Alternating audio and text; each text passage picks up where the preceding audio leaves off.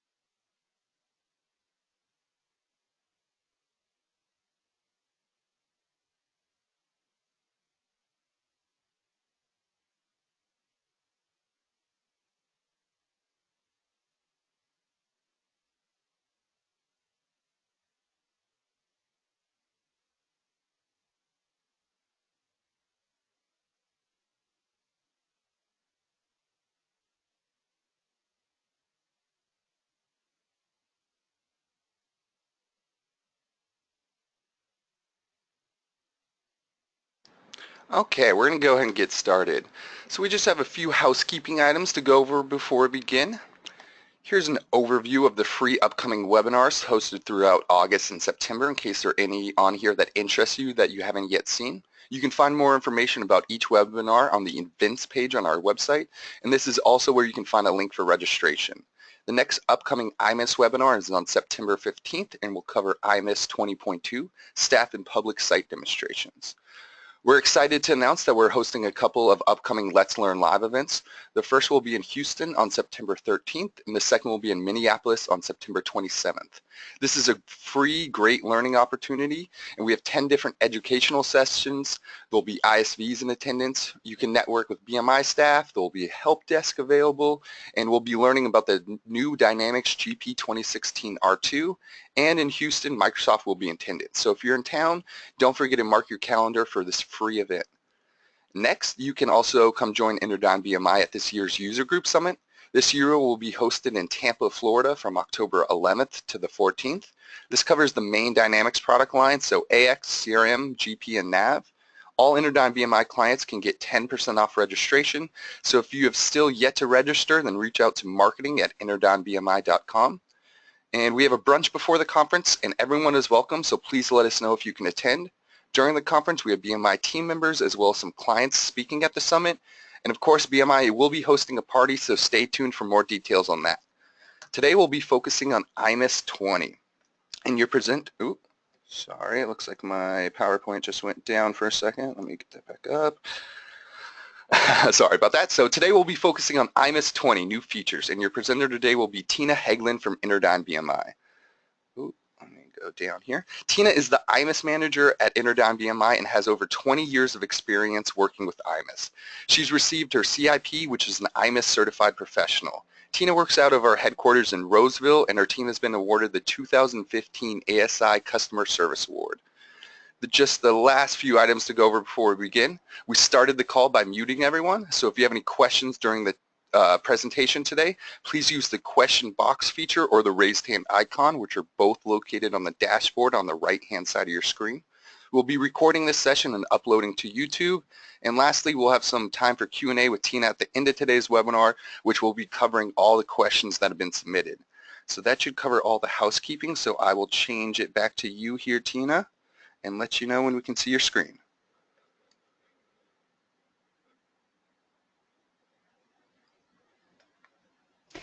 All right, so I switched over to my PowerPoint, so hopefully you can see the InterDyn BMI. Yep, coming in good. Blue screen.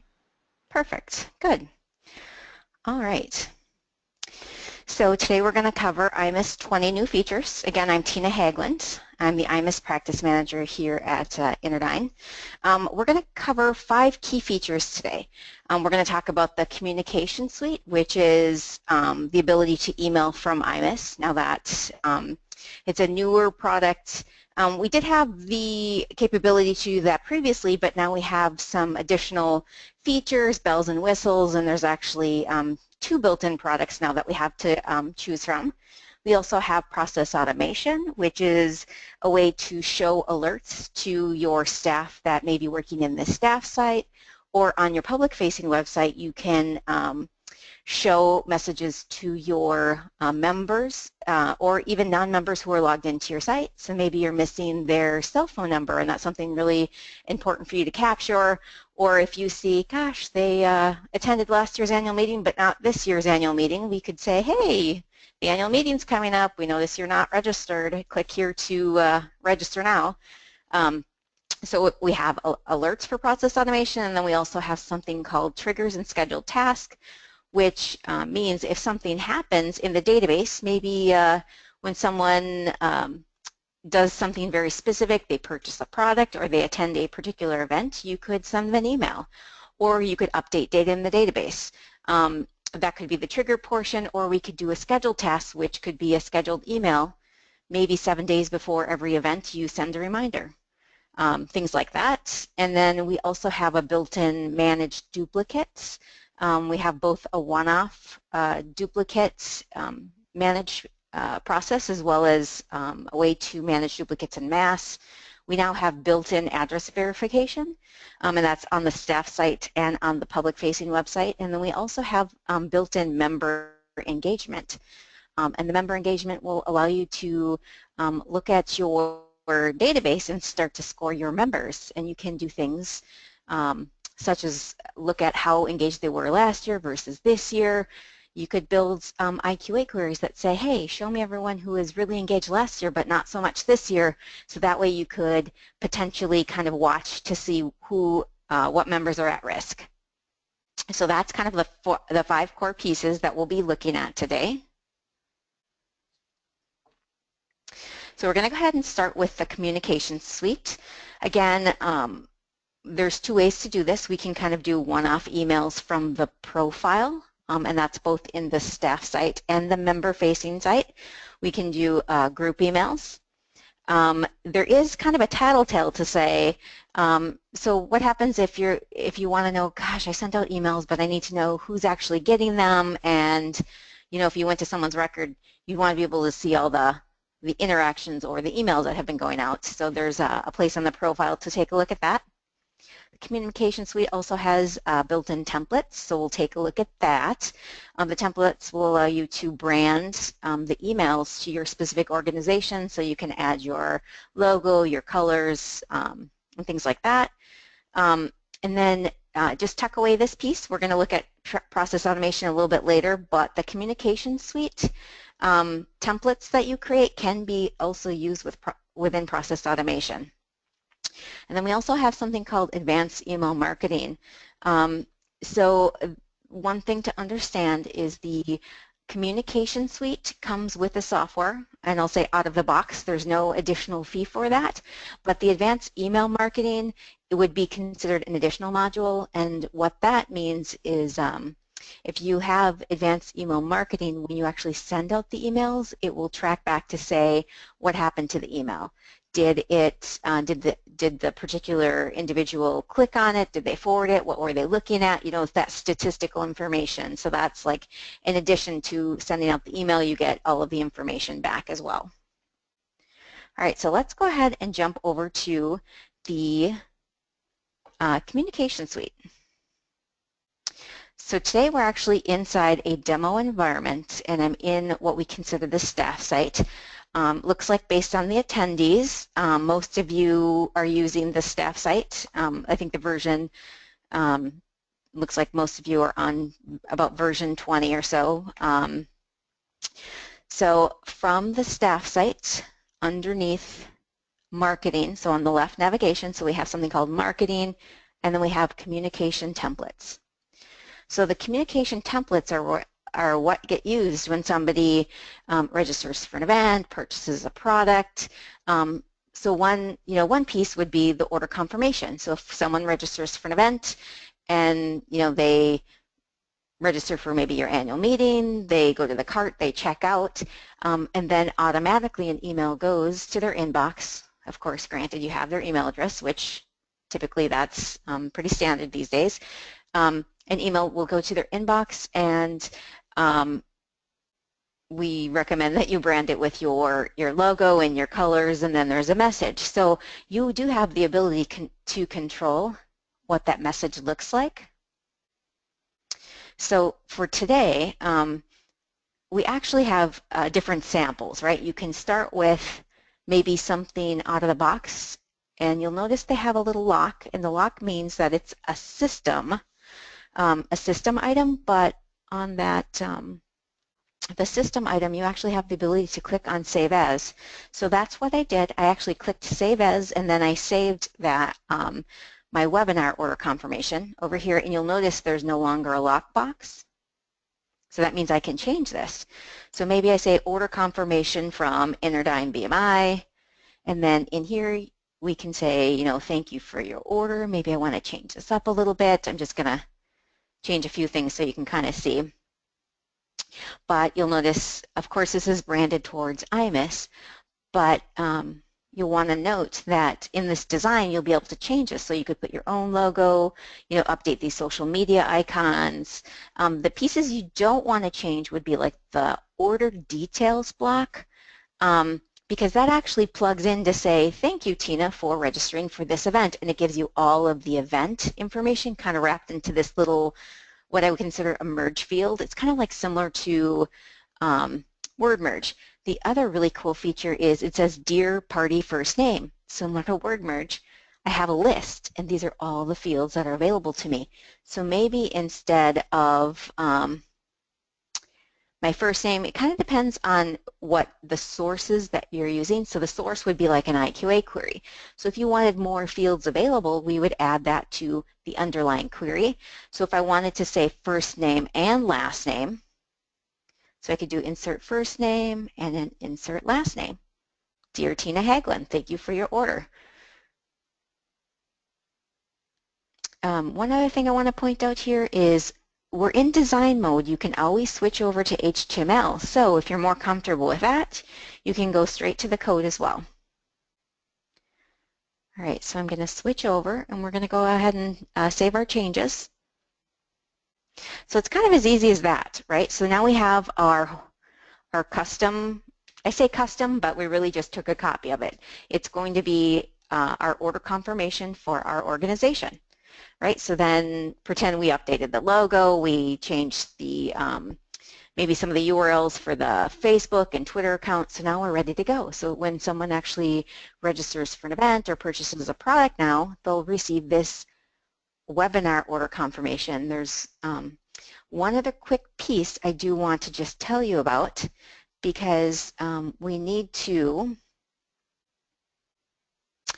tell the system what confirmation we want to use, right? So under Settings, Commerce, and General, it's this path here that says what confirmation we should use, right? So right now it thinks it's still using kind of the old confirmation, but if I wanted it to use the webinar, the one I just created, we'll go ahead and find it. So I'm just kind of looking at this path to help guide me. So under Common, and then Communications, and then Templates, and then Templates again.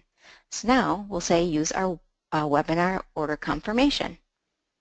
So at any point in time, if you decide, hey, I want to change it up a bit, maybe during annual conference, you really want to kind of make that email include some more information, you could certainly do that. Although the same order confirmation is used for products and events, any kind of financial transaction, so kind of tuck that piece away. Of course, I want to remind you that this session's being recorded, so we're going to go over a lot of material, but you could also find this on our YouTube channel, and you could download it. Well, actually, with YouTube, you can just watch the this session over and over to kind of pick out these pieces that you want, especially like locations like this. So that's kind of helpful. So there's the communication suite, and we talked about the templates. The other thing I want to circle back around on, it would be the advanced email marketing. So that guy is going to be under marketing as well. So we have something called Advanced Email Plus. So the communication suite, what I just showed you, kind of comes with the software out of the box, but we also have this other piece called Advanced Email Plus. In the past, customers might have used Informs or even a product from Van Dam Associates. So there were a few different kind of mass communication pieces of software that were available, but now we have, you know, this communication suite out of the box, or we have now this advanced email. So this would be our statistical dashboard to say how many emails were sent, how many are delivered, how many were opened, and so forth, right?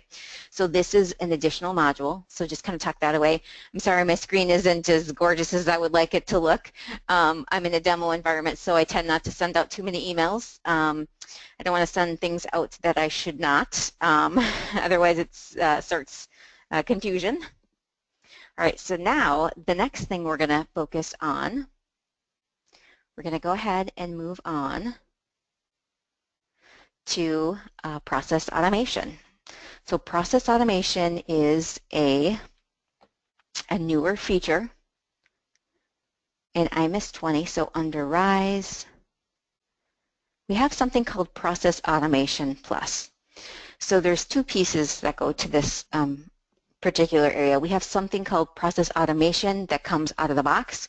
So there are some built-in alerts and tasks that you just get with the software, and you can turn them on or off based on what your requirements are. But if you want to be able to create new tasks or modify existing tasks, you actually need to be licensed for the Plus part of it, where you see Process Automation Plus, right? So that's a licensed module. So what that means is now we can start to create some of our own. So one example I want to show is we have something called a missing mobile phone alert. So this would be an alert. So if someone logged in and we were missing their mobile phone, we could say, hey, can you provide us your mobile phone? We'd really like that. So I'm going to show you the alert here pretty quick. So the first thing we have to define is the data source, and the data source is an underlying IQA query. So in this query, it's going to go find records, and it will actually have a filter to say, show me records where the mobile phone is missing. And then if it meets that condition, which it actually has that same IQA query again, it will produce an alert. And that alert actually says, your mobile phone's missing, and then we can show an image if we choose to, and then we can add this particular alert to what we call an alert set. So on the staff site, if we have a series of alerts that we want to show in a particular area, we could say show the staff account page alerts. Other than having to put 10 different alerts on a page, we could just say just show this group of alerts. So to show you this particular alert in action, I'm going to jump over to my public-facing website. So I'm logged into the website as Brian, and if I go down on the left side, here's the alert. It actually says mobile phone is missing. So that was a message we had actually written out. And you can kind of tell that this is accurate because if I come to Brian's record, the mobile phone is missing. So now if I update this and I refresh the page, the message is gone. Okay, so think about alerts and how you would want to use them. On the public-facing side, it's really kind of cool because if you have a new member sign up, you could walk them through a process. Maybe as soon as someone signs up, you can say, oh, please add your picture. We'd really like to get to know you. Oh, here, now do this, now do this, now do this, right? You could kind of help walk them through. We call it the member journey. The other thing is on the staff site, under events in the dashboard, we have some built-in alerts, which is kind of neat because this could be alerts you could show your staff that says, hey, the 4th annual Medicare-related resources workshop's coming up and our registration is really low. We should probably do something about that. Maybe we need to talk to marketing, whatever it is we need to do. And this alert just says, hey, this workshop's going to start on August 24th, just a heads up. So those are some of the alerts. The other thing that I want to talk about is we also have something called scheduled tasks, which could be a trigger, or we can say, hey, run this every night at like 10 o'clock, right? So this particular one is a trigger. So this says whenever somebody registers for an event, I do want to just, as a side note, say we do have an order confirmation that goes out, right? This just says, hey, we're going to send a secondary event confirmation, or maybe it makes more sense if this is the event confirmation that goes out 7 days before the event. Yeah, the biggest thing is to think about, gosh, how do you want to use this, right? So this one just says, hey, when someone registers for an event, right, we have our source again is kind of the query to say what event is it, what's maybe the date range, what conditions met, and then we have actions that say, well, what are we going to do? Well, we're going to send a communication. And that communication is going to be an event confirmation, right? So that's actually going to look at the event confirmation template that we set up. And then in here, we have a log, which is kind of our tattletale to say, hey, when was the last time that this was sent out? When did this run? And then you could kind of see, when they're running and who's actually receiving it. You could also go to the profile page and look at the interactions, and it would be like your tattletale to say these are all the emails that have been generated for this particular individual. All right, so that's the process automation tool. So we're going to go ahead and talk about managing duplicates. So in the past, we have always had a third-party tool maybe called Duplicate Merge Manager, or there's other third parties called iMerge. Well, now we actually have something built in. So we can resolve duplicates on the profile, or we can manage duplicates en masse. And whenever you see the plus or the little green circle that says plus, plus means it's an additional module.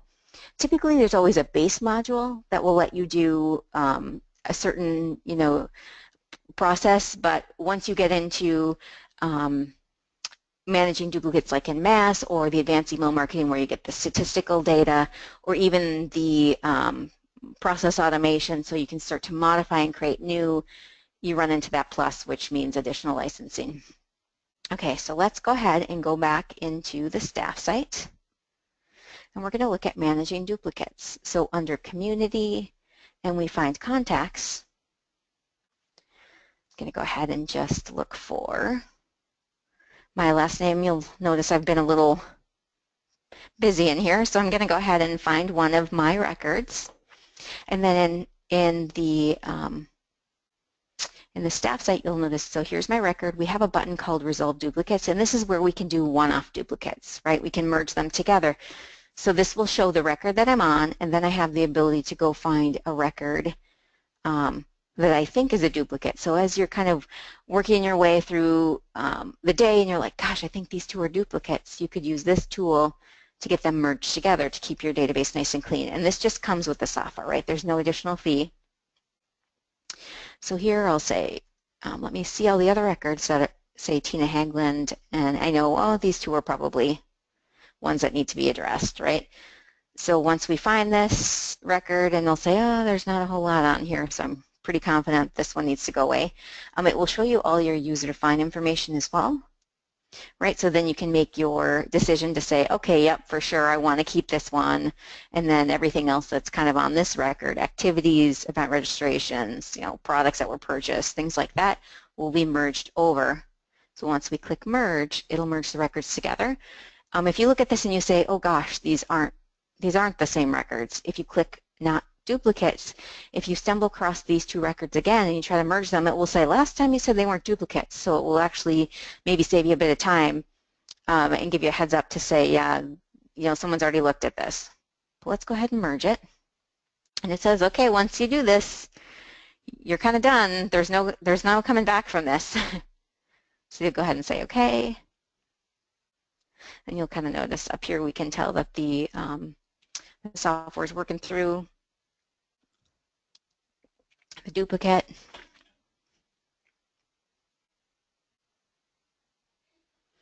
We'll give it a second here. And it says, okay, this has been merged, right? So it tells you the one that it kept and the one that it merged. So now if I went to go find that record again, the 23151, 23151, oh goodness, let me actually,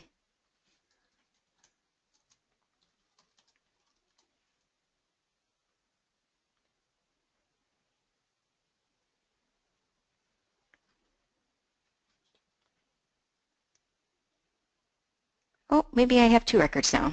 Oh, maybe I lied about that.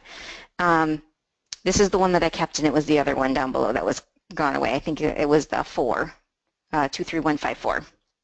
So then that one is now gone, right? Then we're merged into each other. So that is how you merge records one-off, and that just comes with the software, right? So just as a side note, I do want to kind of point out this piece here. So this is really the foundation of this particular area is an IQA query, and any IQA query can have this email feature, and this email feature works directly with the communication suite. So if I have a chunk of records that I decide, gosh, I want to email these guys, it will open up this kind of our templated area, right? Kind of what you're familiar with. We looked at this earlier, but then we can say, well, what do we want it to look like? So you could come back here and say, oh, we want to use this guy here, right? Then we'll load it up and select the template we want, and then we could email everyone. So if you can build an IQA query, you could send an email off fairly easily. All right, so let's kind of sneak back over to the Manage Duplicates Plus. So this is a way we can actually manage all of our duplicates in mass. So when we look at this screen, the software is trying to be helpful to say, oh my gosh, look at all these possible duplicates we have. So you can go through these one by one, right? It will produce this list, and you can go through them one by one and say, okay, is it a duplicate or is it not a duplicate? The other way we looked at it is we kind of needed to know who the duplicates were. We were kind of finding them as we went. Now this is the system trying to proactively tell us who it thinks are duplicates. The other thing to kind of tuck away is ASI has a formula that it uses to figure out what duplicates, what it thinks are duplicates. You do have control over that formula. So as you start to use the software and you're like, there's, you know, a handful of fields that I feel like are maybe a better match than the way that, you know, the software is figuring it out, we could definitely help you get that updated or tell you the location. So just kind of tuck that piece away. All right, so so right now we've kind of talked about three main areas. We talked about the communication suite, process automation, and managed duplicates. So we have two more items to go through, but I did want to kind of stop, and I had a quick, I think, two questions we wanted to just poll everyone with, and I think that Michael will go ahead and do that for me. Yep, you guys should be seeing it on your screen right now. It should be coming up. And the question is, what version of iMIS are you on? 10.6, 15, or 20?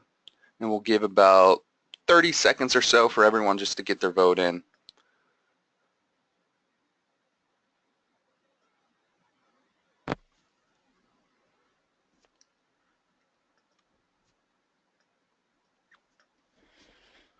Okay.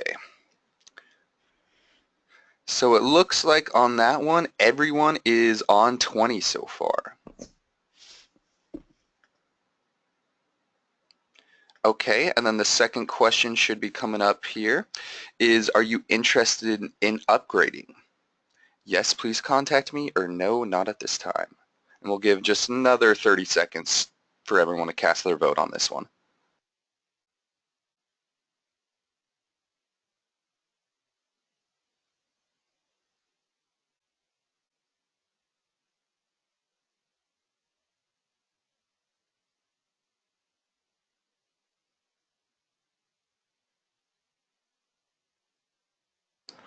Okay, and it looks like everyone had voted no, not at this time. All right, good. So we'll go ahead and keep going. So the next piece we're going to look at is the built-in address verification. So in the past, for older versions, a lot of customers were using something called AccuMail, and that was a third-party software that, every couple of months you'd actually have to go through and update your address database for, from the post office that said, okay, here's all the new houses, these are the things that have changed, and all that. And all that, business, it was kind of time consuming, but now with the staff site and the public-facing website, we actually have this all built in, and it just comes with the software. We actually utilize a web service called Melissa Data, and the addresses are cleansed, right, whenever you do an update or an address is added. So I'll just go ahead and add a record so you can kind of see what that looks like. So we'll add a new record. So we'll just say, Jill Jones.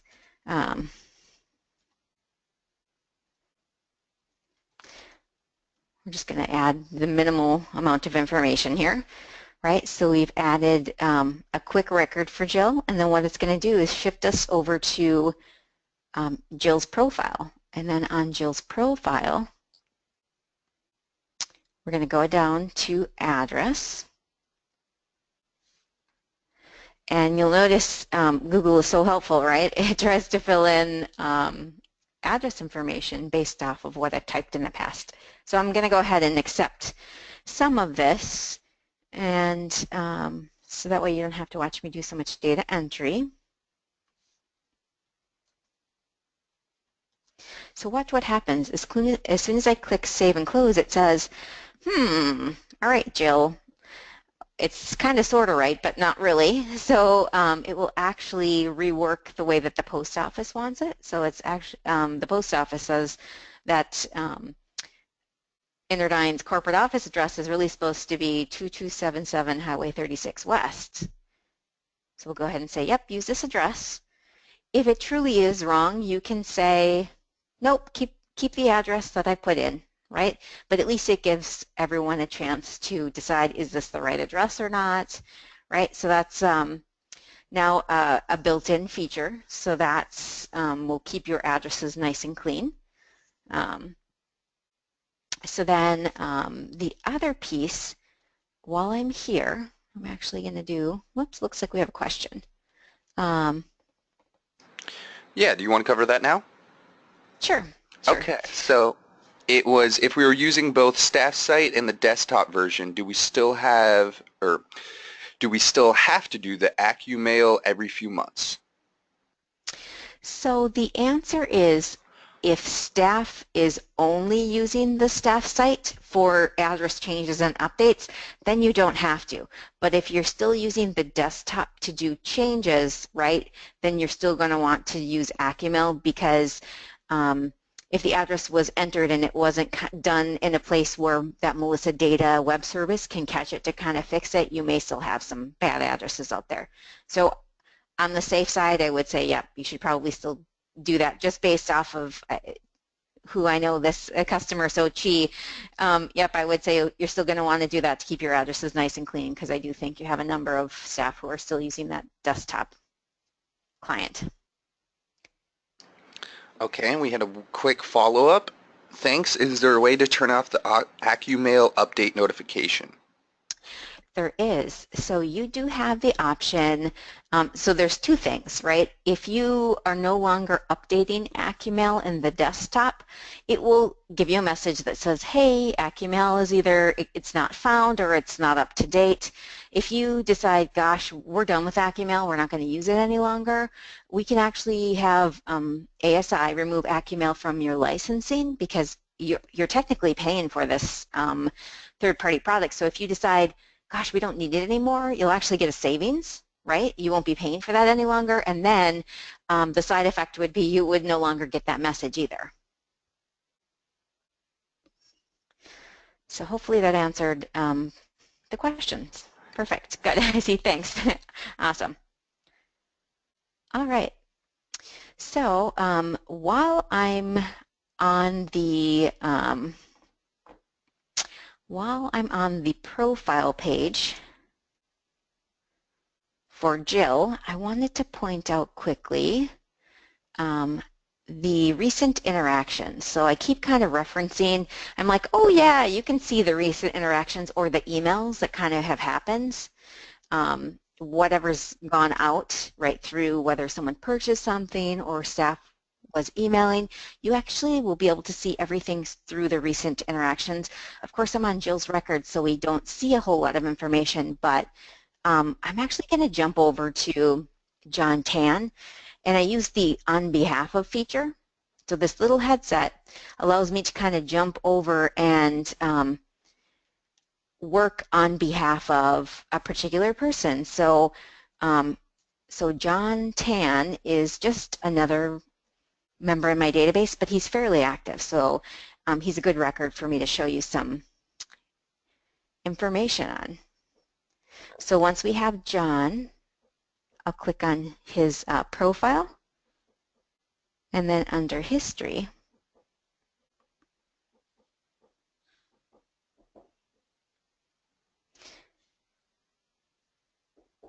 and then you'll see here's all of the order confirmations that have gone out for John, and then we can get some additional detail to say, yep, it was queued and it was delivered, and if I actually click on the order confirmation, we'll get more detail to say, oh, well, what exactly was this for?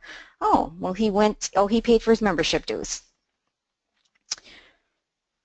All right, so I think we have one final piece that we're going to take a look at today, and that is member engagement. And just so you know, this area is constantly being grown out and changed. I think there's a few of you on this session today who are hosted at ASI, and what that means is you automatically get these updates that come with the software, right? Because you're hosted, when a new version comes out, ASI will give you notification to say, okay, well, you're going to get upgraded and it's going to be a week from now, and then you constantly are getting the new, features, right? So what you're seeing on my screen right now is what's currently available. So this is version 20.2 quarter 4. If you have as you kind of see newer versions come out, this will look a little bit different, but right now on the profile we have something called engagement metrics, and we use a combination of IQA and ASI, the makers of the software, is actually building out scripts that help you kind of score your database. So they'll say for someone who sits on a committee, they'll get a score of, give them, everything kind of gets accumulated with a number. So if someone sits on the board of directors, maybe they get a 2. And if they sit on a volunteer committee, maybe they get, whatever, a 1. But maybe if they sit on this committee, they get a 3, right? So you kind of have the ability to rank. And then if they've attended the annual meeting, maybe they get another 5, so you kind of have this baseline to say, this is how engaged membership is, but if you decide, oh, the annual meeting shouldn't get a 5, that's too high, you can also modify those scores to kind of suit what your organization's needs are. But then on the profile, we have this metrics area, and it will kind of score. So now in this particular version, we're kind of looking to activities to say, okay, well, how engaged were they? And we're like, okay, we had 3 gifts in the last 12 months, and we're on the committee. So this kind of says, oh, well, John was pretty engaged. Now, in the newer versions that are coming out, they do actually have a donut that they show. And on the donut, it might say this person is scored at a 40. And then you could see the next person, you could say, oh, they're a 35. So then you can kind of separate out your database to say who are my top 5%, who's in the middle and who's in the low, so you can kind of get folks into groups so you can help move them up and cultivate them, right? Maybe the ones who are in the lower, you want to get to the middle, and the middle, to move to higher. And you can also do last year versus this year, so you can kind of see, gosh, who's at risk. We want to make sure we don't lose any of our members. How can we tell? Because right now it might be really hard to even see, oh my gosh, how can we tell if if somebody's kind of fallen off the rails and we don't want to lose them, maybe we have the TLC list where we're making phone calls and asking what else can we do, or are you finding value, things like that. I mean, that's really the idea behind the engagement metrics. So currently right now, this is based off of an IQA query, and that IQA query determines you know, we're looking at how many gifts, how many committees, but as you see newer versions come out, we're going to add more and more pieces for ranking. So it's a great tool, and then it can be kind of modified to suit your organization. All right, so let's. So we just talked about member engagement, right? We took a look at the profile, and then there are some built-in scripts, and we're utilizing IQA. And this is a very kind of hot topic right now, especially with ASI. So more and more functionality is being built out in that particular area. So I do want to thank you for attending. And our iMIS webinars are typically held every month on the third Thursday from 11 to 12. So I do want to see if anyone has any questions. And the other thing I wanted to just say as a side note is I think we have the next iMIS webinar set up, and we're going to focus on the staff site and the member-facing or the public-facing website. But then after that, we're going to do a reporting series where we're going to show, we're going to have the next 4 webinars will be based off of kind of reporting. We're going to do something with business objects, IQA, and then we're going to focus on a couple different areas with SQL reporting. So with that being said, I'll kind of turn it back over to maybe to Michael to wrap up, and I just want to see if anyone has any questions. There's nothing in the queue right now, but maybe we'll give another 30 seconds or so if anyone's mulling over any questions right now.